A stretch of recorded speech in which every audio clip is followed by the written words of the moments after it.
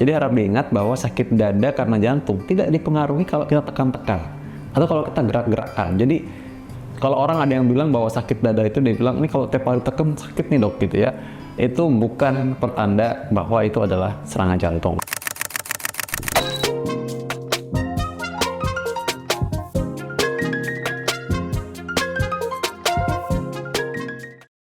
Oke, sekarang kita bahas mengenai seputar sakit dada dan juga nanti ada mengenai kateter ataupun ring jantung. Ini banyak pertanyaan yang sering kali ditanyakan oleh pasien dan saya rasa ini sangat berguna buat Anda, atau mungkin Anda masih kurang jelas, Anda boleh simak ini baik-baik. Jadi yang pertama adalah sakit dada. Seringkali ada orang itu ngeluh sakit dada, lalu mereka mengasumsikan adalah serangan jantung, sakit dada karena jantung. Jadi harap diingat bahwa sakit dada karena jantung tidak dipengaruhi kalau kita tekan-tekan atau kalau kita gerak-gerakkan. Jadi kalau orang ada yang bilang bahwa sakit dada itu, dia bilang ini kalau tiap kali tekan sakit nih dok gitu ya, itu bukan pertanda bahwa itu adalah serangan jantung. Karena sakit jantung karena orang serangan, itu sakit dadanya nggak begitu. Jadi harap diingat bahwa ketika seseorang itu serangan jantung, ciri khasnya adalah dia sakit dada seperti ditekan benda berat, keringat dingin, kadang-kadang rasa mual atau muntah, kadang-kadang mirip orang sakit lambung, sakit mah seperti serangan mah gitu, atau dia rasa terbakar dadanya, atau nyerinya tembus sampai ke belakang, sampai ke tengkuk, dia punya rahang kaku. Nah itu tanda-tanda serangan jantung. Dirasakan biasanya sekitar 30 menit, setengah jam, dia sempat mereda atau hilang, ntar muncul lagi. Jadi orang dengan serangan jantung itu tipikalnya demikian. Tipikal ini disebut sebagai angina pectoris atau tulisannya angina pectoris ya. Ini adalah sakit dada yang related dengan penyumbatan pembuluh darah koroner di jantung. Nah kalau ada orang yang merasakan sakit dada seperti ini, tapi kadang-kadang misalnya habis jalan jauh, sakitnya seperti itu lagi muncul. Lalu dia berhenti, hilang sakitnya. Lalu dia jalan jauh lagi tetap gesa-gesa atau agak sedikit lari, rasa seperti itu. Atau dia olahraga seperti itu, lalu dia istirahat, diam lagi, hilang lagi. Nah itu tipikal orang yang mengalami angina pectoris yang stable. Jadi itu mungkin belum serangan jantung, tapi hampir serangan jantung, itu mesti hati-hati. Orang yang mengalami lemah jantung atau denyut jantung lambat, ini bisa terjadi pada kasus serangan jantung. Karena serangan jantung itu intinya kan dia menyumbat sebagian pembuluh darah jantung atau mungkin bahkan seluruhnya. Dan ini yang dinamakan dengan STEMI, kalau seluruhnya tersumbat semua 100% atau total oklusi ya. Jadi otot jantung itu mengalami kematian, sehingga kalau kita lihat jantungnya menjadi lemah, pompanya berkurang. Karena dia kenanya di pembuluh darah yang memperdarahi pembuluh darah utama pada jantung. Ada juga pembuluh darah utama tapi di sebelah lain, sebelah kanan. Nah ini biasanya menyebabkan seseorang itu lemah denyutnya, detak jantungnya menjadi lambat.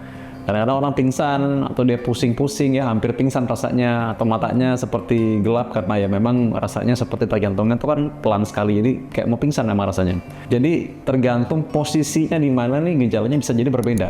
Orang serangan jantung tapi di bagian kanan dari pembuluh darah jantung, mengenai bagian kanan pompa jantung juga, itu gejalanya berbeda juga.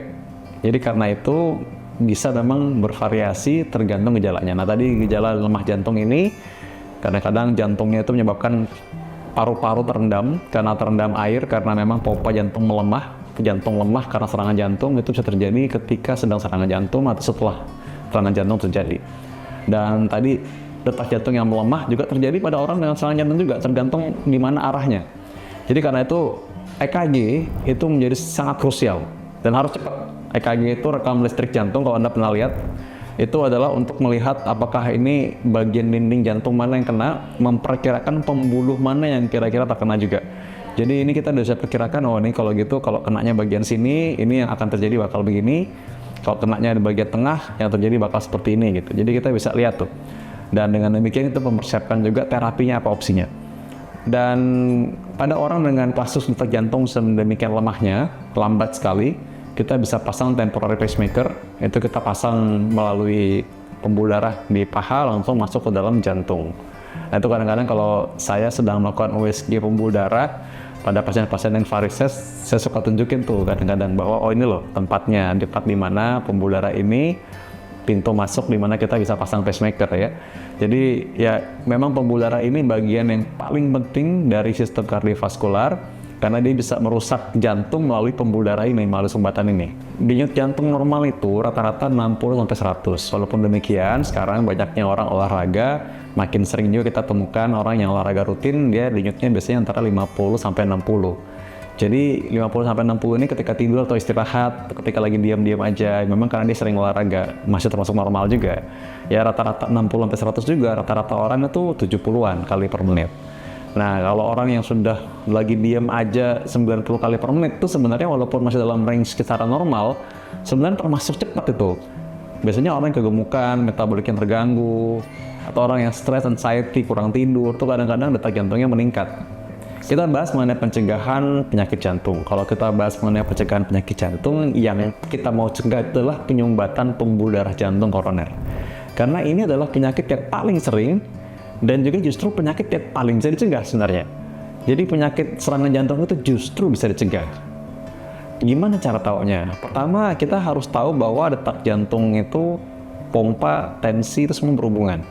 Jadi kalau kita periksa, kita cek, kita tahu cek apa yang betul-betul persis untuk seseorang, yang mana yang benar-benar cocok. Nah, kita justru bisa menentukan nih, ceknya apa. Contoh, misalkan kita orang dengan diabetes, kita bisa periksa misalnya cek faktor risiko, cek gula darah, lalu kita cek EKG, kita bisa cek treadmill test. Kita mau tahu nih, apakah memang ada ancaman sumbatan pembuluh darah jantung mendadak atau serangan jantung di kemudian hari. Kita bisa cek dari sebelumnya. Nah, apakah seorang yang punya gangguan kolesterol ini bisa punya plak? Ya bisa juga. Kita mesti cek apakah benar ini adalah suatu kolesterol tinggi yang melibatkan kolesterol jahat atau LDL. Jadi kita bisa periksa bahwa memang orang ini punya risikonya apa aja sih? Kita bisa cegah dari sekarang sebelum kejadian. Karena itu kita bisa mencegah faktor risiko juga. Faktor risiko itu adalah satu, orang dengan obesitas atau kegemukan, lingkar pinggang di atas 90 cm untuk laki-laki, di atas 80 cm untuk perempuan. Itu namanya obesitas sudah. Jadi kalau Anda ukur sekarang, lingkar pinggang Anda lebih dari 90 cm laki-laki Indonesia, maka itu sebenarnya sudah masuk obesitas. Perempuan di atas 80 cm, namanya obesitas juga. Nah, kalau setelah itu, orang tekanan darah, harusnya memang di bawah 140. 130, atasnya itu namanya prehipertensi. Udah kita harus waspada juga. Gula darah puasa harusnya di bawah 126. Kalau kita ukur LDL harusnya di bawah 130. Apakah selalu harus obat? Tidak juga. Kadang-kadang tidak perlu obat, tapi kita harus tahu ini kita udah harus tracknya dengan pola hidup kita. Nah, jadi karena itu ingat, pencegahan adalah hal yang paling baik dan bisa dilakukan untuk kasus penyakit jantung koroner atau serangan jantung, penyakit yang paling sering pada jantung. Dan medical check-up atau periksa sebelum terjadi komplikasi jauh lebih baik.